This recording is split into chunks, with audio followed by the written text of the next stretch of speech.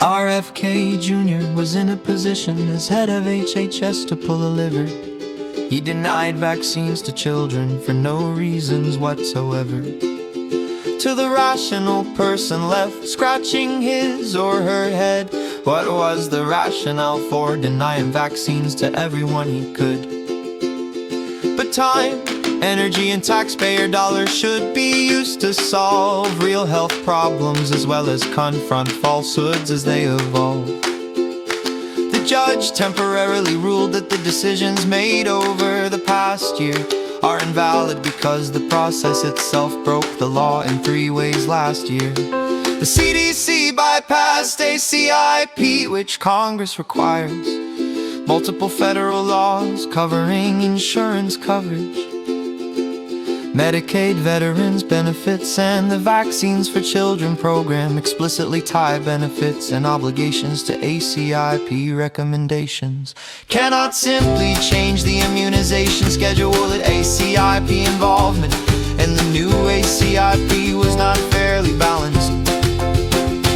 As required by the Federal Advisory Committee Act, of the 15 members, the court found only about 6 had meaningful vaccine related expertise. ACIP charter requires members to be knowledgeable in immunization practices, vaccine use, or vaccine safety research unable.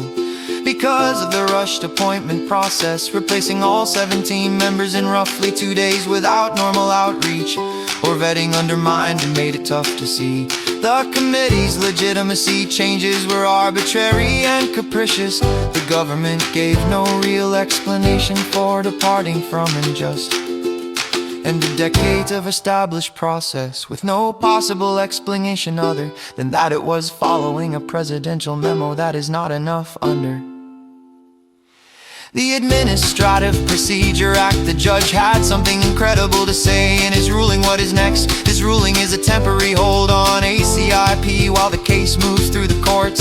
Get your vaccines now, just in case. What happened? The CIP is an external advisory committee to the CDC. It has an enormous influence on who should get which vaccines and when. Its recommendations shape what insurance covers, what vaccines and other medical care physicians can routinely offer, and how easily families can access vaccines if they choose them or more.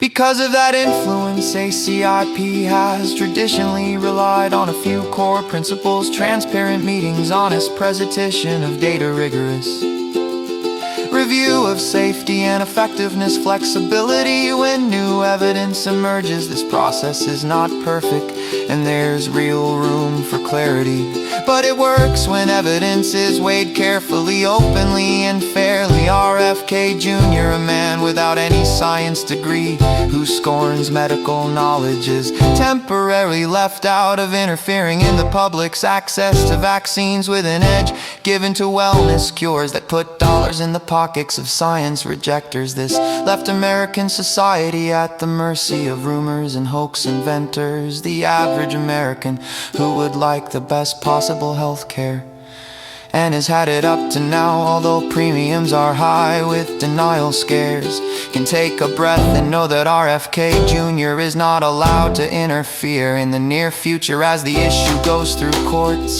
But the end could be near, although our American medical care was the envy of the world. Lobbyists chip away for quackery, dollars have entered the field.